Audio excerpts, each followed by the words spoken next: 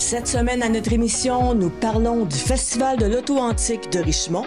On vous donne des suggestions de sorties et on vous fait visiter un producteur de figues à Melbourne. On vous revient après ceci.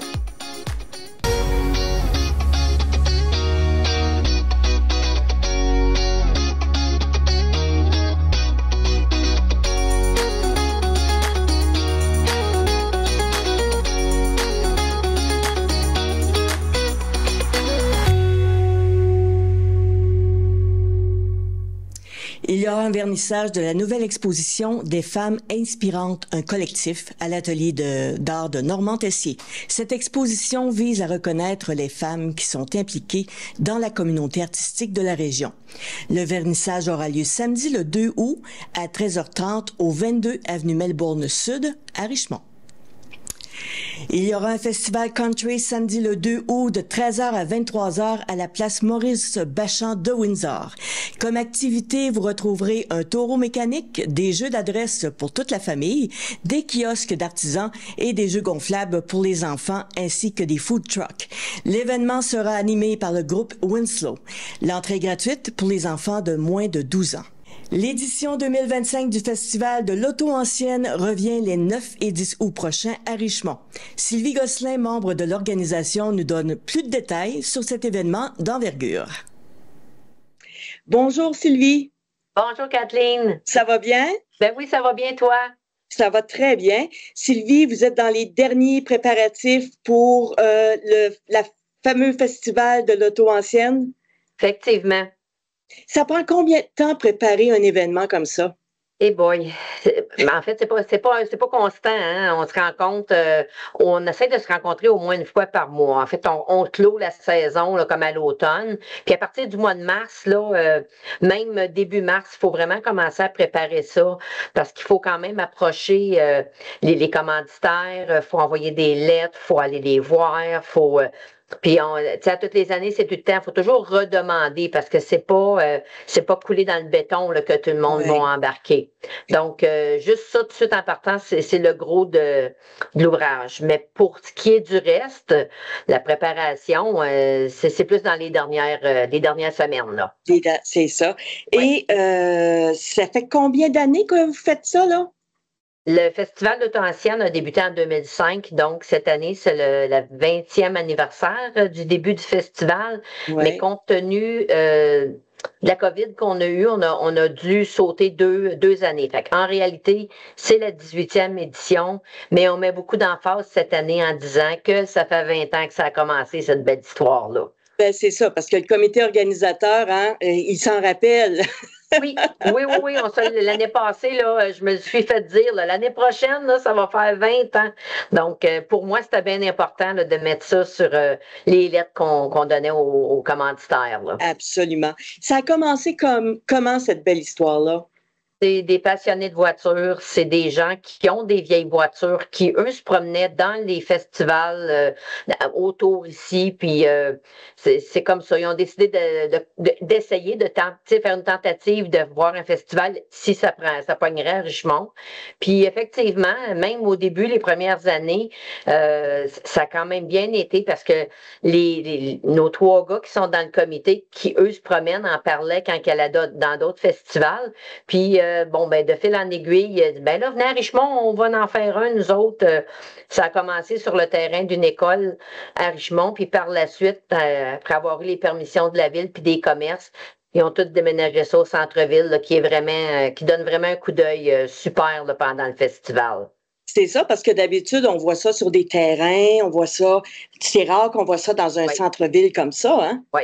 Oui, puis les gens l'apprécient, l'administration de la ville de Richmond l'apprécie beaucoup aussi parce que c'est tellement vivant, il y a tellement de monde, c'est noir de monde, là, surtout le dimanche qui est la grosse journée, mais le samedi aussi, là, on a tout le temps des bonnes orchestres, ça attire le monde, les gens aiment ça, ça devient festif, la rue est fermée, il y a des vieilles voitures, fait que tout est là pour faire une bonne recette.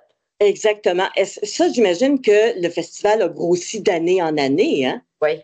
Oui, puis même ça devient quasiment comme un heureux problème parce que après la COVID, la première édition après la COVID, notre problème c'était de trouver des trous pour stationner les voitures. Les gars ont travaillé vraiment fort.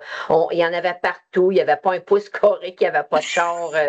C'était vraiment fou de voir ça. C'était le fun parce que l'ambiance que ça apporte là, ouais. C'est Oh très oui, c'est très valorisant pour ceux qui l'organisent. c'est très Ouais. festif comme ambiance. Et est-ce que tu peux nous expliquer un peu, bon, samedi le 9 août, à quoi on doit s'attendre et dimanche le 10 août? OK. Le samedi, on ferme les rues à partir de 5 heures. On laisse quand même les commerces fermer le commerce à eux. Ensuite de ça, on prend possession de la rue principale, mais pas au complet. Parce qu'il y a moins de voitures le samedi soir. OK. Les propriétaires de véhicules anciens aiment pas quand il pleut, aiment pas quand c'est humide, aiment pas quand il y a de Ouais. la rosée. Et souvent, ceux-là vont être moins portés à venir le samedi soir parce que, justement, il y a peut-être cette problématique-là. Donc, pour eux autres, ils vont rester à la maison, ils préfèrent venir le dimanche. Ah bon, Puis on a de la parfait. musique. Le samedi soir, on a de la musique. Ouais. C'est un groupe, c'est Back in Time. Une fille qui chante, elle donne un spectacle de fou. Et ça, ben, en 11 heures, ben, c'est sûr que tout doit être terminé. On a un service de bar au centre-ville. La musique se fait au centre où il y a un petit parc. Puis le Ouais. monde se rassemble là, écoute la musique. Puis le dimanche, ça débute tôt. Il y a des gens souvent qui commencent à arriver à partir de 8 heures le matin. Nos gars sont sur la rue à 6h30 pour placer les barricades, puis s'assurer que tout est correct. Puis les voitures commencent à arriver, puis c'est comme ça jusqu'à 5 heures le dimanche. Et là, Hey, c'est plein. combien vous pensez avoir de voitures cette année?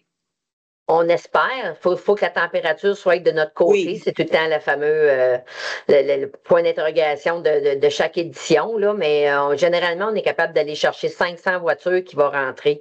Mais Wow. comme notre activité, nous autres, elle est gratuite, on n'a pas de chiffre exact. Cette OK. année, on tente de numéroter les cartons qu'on remet aux exposants pour nous donner vraiment une idée du nombre de voitures qui vont rentrer là, au centre-ville. Mais tu sais, c'est tout le temps juste un approximatif là, qu'on se donne. C'est ça. Parce que c'est sûr que s'il pleut, c'est autre chose, là. Il y en a qui pourront pas venir. Il y en a qui viennent carrément pas. C'est Puis ça. même s'il y a apparence de pluie. Ouais. Là, c'est ça, hein. Parce que Oui, c'est des petits bijoux, ça, ces voitures-là. C'est des oui. bijoux, puis il faut qu'ils en prennent soin. Oui, c'est beaucoup d'investissement de temps Oui. et monétaire parce qu'il y a certains modèles que les pièces sont plus dures à trouver, donc ils tiennent à les garder en bon état.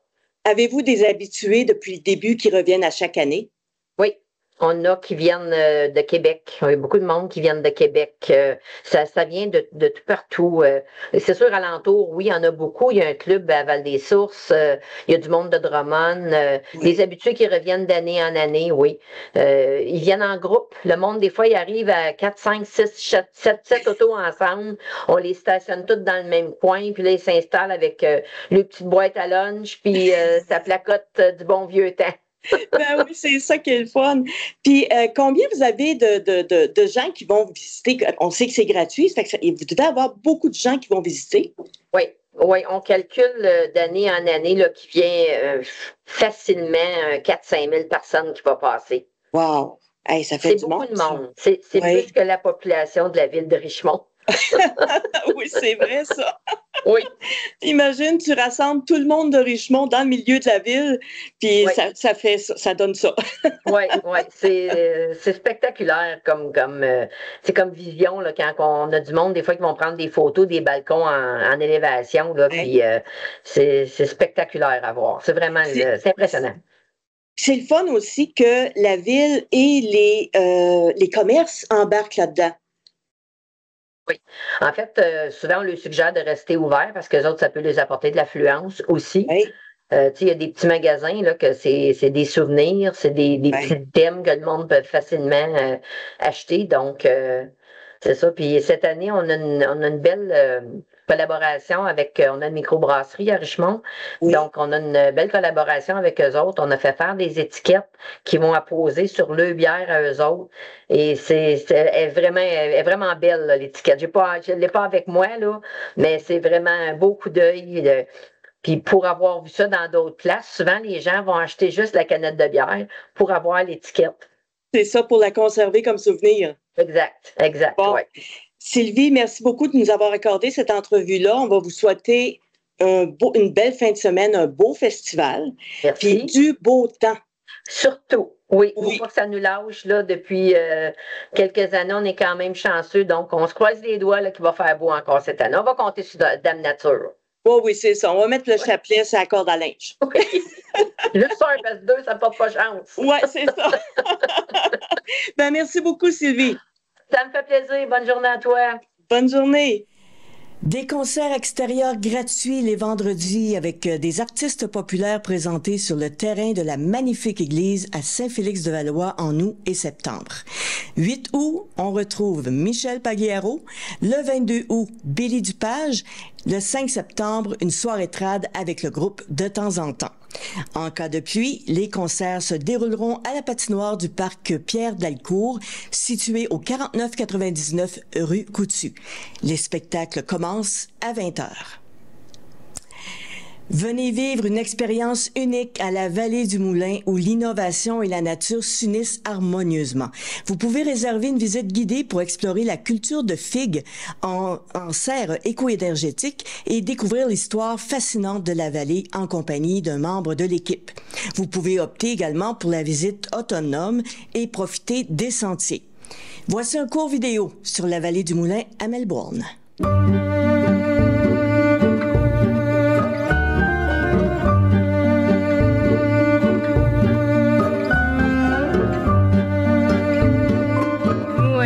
Vallée du Moulin, on est producteur de figues biologiques en serre principalement. C'est notre première culture.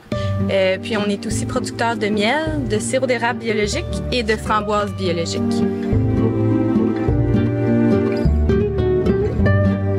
Ici, c'est sur le bord de la rivière au Saumon, c'est l'ancienne station de pompage de la ville de Richmond qui était à l'abandon depuis 1968. Puis notre père, Serge, l'a racheté en 1998. Puis tranquillement, au cours des années, il a rénové le barrage hydroélectrique, construit le moulin qui est la centrale hydroélectrique. On a une deuxième petite centrale sur le bord de la rivière. Puis ensuite sont venues les activités plus agricoles. Donc ça fait 24 ans que Serge est maintenant avec nous. On développe le site. Donc c'est vraiment une histoire à long terme. On est tous d'un domaine autre que l'agriculture. Moi, je suis enseignante de mathématiques de formation. J'ai aussi un certificat en administration. Puis, en fait, après mon bac en enseignement, je savais déjà que c'était pas ça que je voulais faire dans la vie. Mon père m'avait dit, ben, fais un cours en administration, là, puis on se lance ensemble, on part une entreprise ensemble.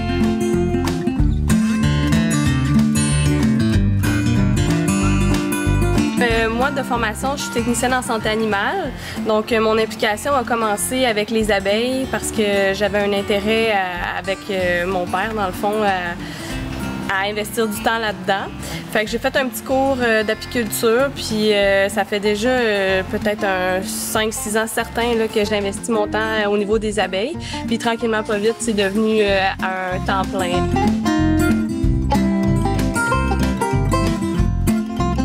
On n'a pas mentionné que Étienne, notre frère, lui, il est technicien en électricité. Fait que lui, il est très bon en automatisation, il est hyper manuel, l'entretien des équipements et tout. Puis notre sœur, Mylène, la plus vieille, elle est physiothérapeute dans le réseau de la santé, donc elle travaille à temps partiel avec nous. Puis là, chacun notre tour, on s'est tous joints au projet au moment où c'était opportun. On voulait aussi mettre en valeur notre terre ici qu'on avait à Melbourne avec la production d'électricité. Donc de là est venue l'idée de lancer un projet de sériculture familiale.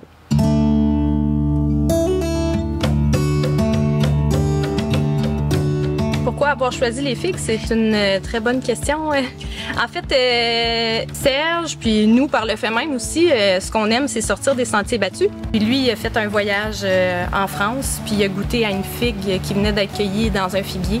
Et de là est partie l'idée de cultiver autre chose. Puis finalement, on a décidé de se lancer. côté financier, on a la chance d'avoir Serge qui est notre mentor et lui, c'est son projet de retraite. Donc, on n'a pas eu le stress sur nous quatre particulièrement pour le côté financier. Puis ensuite, pour les démarches, ça a été des études de faisabilité, ça a été beaucoup de recherches, parler à des experts en fait. On peut pas être bon dans tout, on vient pas du milieu agricole, mais on va aller chercher la personne qui est capable de nous aider puis de bien nous conseiller. Puis aussi, ce qui est le fun, c'est qu'en agriculture, il y a beaucoup d'aide qui est apportée. Il suffit de chercher, de parler aux bonnes personnes, autant au niveau du MAPAC en tout cas, il y a vraiment une foule de subventions. Donc ça fait partie des démarches importantes quand on se lance dans un projet d'une envergure comme la nôtre.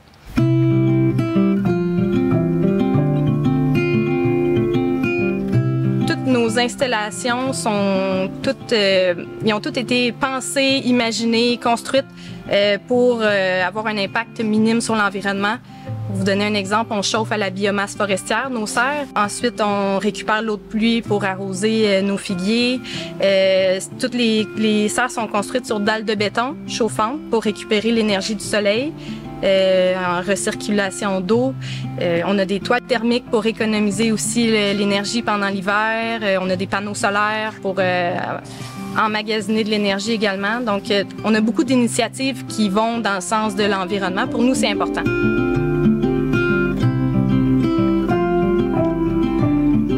En fait, on est le premier producteur, on aime dire de façon commerciale, là. On est surtout les premiers producteurs de figues biologiques en serre au Québec. Il n'y a aucun produit qui sont appliqués. On fait dans le fond le contrôle des ravageurs par l'intégration d'insectes prédateurs qui vont aller manger puis diminuer la population d'insectes ravageurs. Nos figues sont certifiées par EcoSerre Canada. Donc oui, il n'y a aucun problème à manger nos figues. Il n'y a aucun produit chimique. Tous les engrais, c'est reconnu en bio. Donc oui, c'est un beau défi, mais pour nous, c'est important de le faire en bio.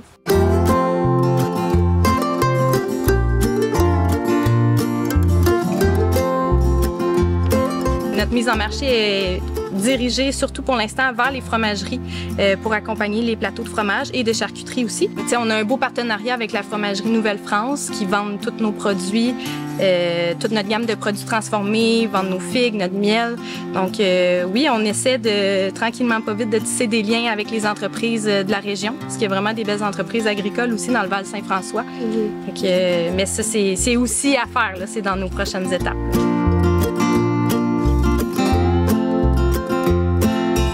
Ce qui m'a amené à travailler dans l'entreprise familiale, c'est surtout le fait qu'on travaille je travaille avec mes sœurs, avec mon frère, avec mon père. C'est le plaisir qu'on a à travailler ensemble, toujours plaisant. Ben, pas toujours plaisant, il y a des défis, c'est sûr. Dans notre cas, je dirais que c'est parce qu'on est 5 leaders, on est 5 têtes fortes, qu'on a des idées à mettre de l'avant. Donc, des fois, c'est plus difficile de faire passer les idées au conseil. Donc, il peut y avoir certaines frictions à ce niveau-là. On réussit toujours à bien s'entendre malgré tout, là, mais c'est sûr que c'est un défi.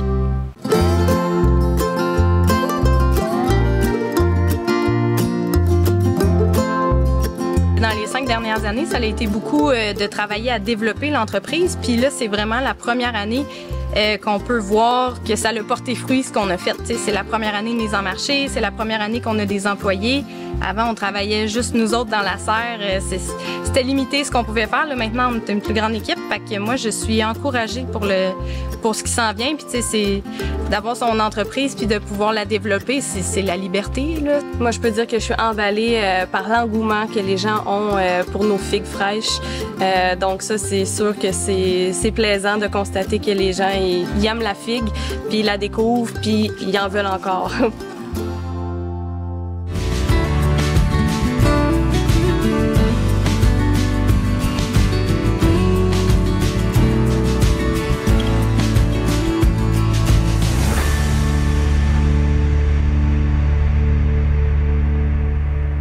Et en terminant, voici un court reportage qui vous présente une nouvelle façon de faire du glamping avec Lao Cabine à Racine.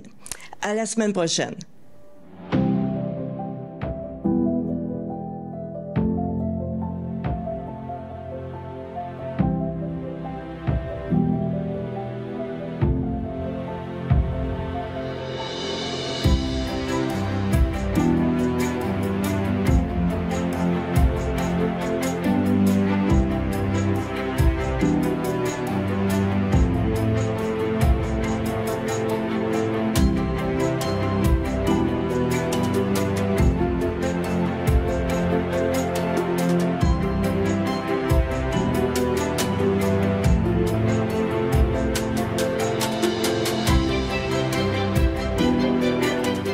Je m'appelle Marie Courtemanche, je suis la copropriétaire de La Haute Cabine.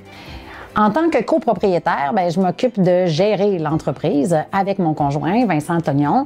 Mon poste chez La Haute Cabine, je m'occupe de la comptabilité, du service client, je m'occupe aussi de tout ce qui est le marketing, la gestion des réseaux sociaux, la publicité, le service à la clientèle, les réservations, puis les réponses au téléphone, et puis aux questions et aux gens sur place. Je suis native de Racine.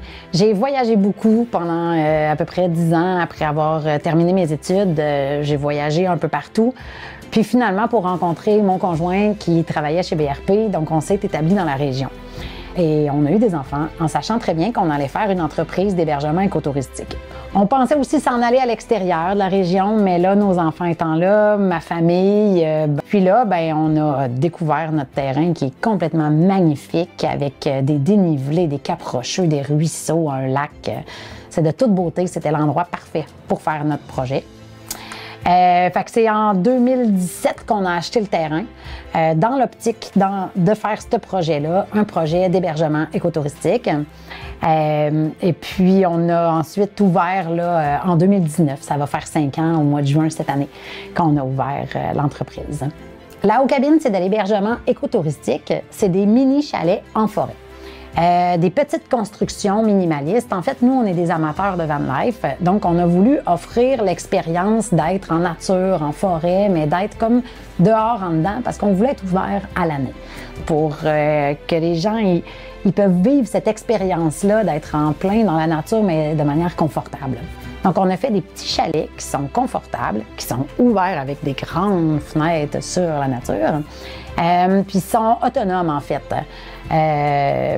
Il y a des panneaux solaires pour l'éclairage, puis 2 prises USB. On amène des cruches d'eau pour l'eau potable. Il y a une toilette à compost dans chaque unité aussi. Puis au début, c'était un besoin là, complètement égocentrique. On voulait, nous, avoir notre grand terrain puis pouvoir en profiter puis le partager, oui, mais c'était pas le début, l'essence de notre projet. Puis finalement, quand les gens nous remercient d'avoir accès à la nature, d'avoir accès au ressourcement, de pouvoir venir ici décrocher puis repartir avec les batteries rechargées. À l'entrée du site, on a un bloc sanitaire avec douche, toilette, avec 2 jacuzzis puis un sauna aussi. Les gens réservent des plages horaires puis peuvent aller vivre un moment de détente. On a aussi des petits terrains de camping. On en a 2 avec électricité. On en a 2 en forêt accessibles en voiture pour le van life, pour aussi les tentes, les petits VR. Et puis, on a des terrains de camping en pleine forêt sauvage. Et le camping est ouvert à l'année aussi, là, même nos cabines et le camping. Les gens viennent ici pour décrocher, pour se retrouver, pour être amoureux en couple, pour vivre une expérience qui les sort de leur ordinaire puis se reconnecter avec la nature qui est vraiment magnifique et de toute beauté. Les clients, avant d'arriver, reçoivent un courriel qui explique qu'est-ce qu'il y a à faire dans la région. On leur mentionne que dans notre superbe village, il y a plein de choses à découvrir, qu'il y a une boucherie, une fromagerie, une chocolaterie, une friperie, un dépanneur avec une SAQ. Les gens du village le voient que nos clients se promènent puis qu'ils vont découvrir ce qu'il y a dans le coin. Puis nous, ça nous fait plaisir aussi de leur faire découvrir tout ça. Donc, La Haute Cabine est principalement opérée par mon conjoint Vincent et moi, mais on a quand même des employés là, à temps partiel, des étudiantes pour les ménages, les fins de semaine, puis dans les congés. Puis on a un sous-traitant aussi là, qui a son entreprise, un monsieur qui est dans la région ici, là, qui fait les ménages, l'entretien des cabines en semaine et l'été. Donc, notre entreprise est développée toute sur un modèle de développement durable. Et là-dedans, un des grands enjeux, c'est l'approvisionnement. Pour nous, c'est important d'avoir un approvisionnement qui est local. Le message que notre clientèle nous répète tout le temps et qui nous fait chaud au cœur, c'est à quel point leur séjour a eu des bienfaits sur leur corps, leur cœur. Les gens ils viennent ici pour se ressourcer, pour se retrouver. Notre principale clientèle, c'est les couples. Fait que même si vous habitez à la campagne, même si vous habitez tout près de chez nous, de venir ici, c'est quand même une expérience extraordinaire qui va vous sortir de votre ordinaire puis de vous reconnecter avec votre conjoint, avec votre conjointe, puis avec la nature. Fait que j'ai envie de vous dire d'essayer l'aventure La Haute Cabine. Je pense que vous ne serez pas déçus.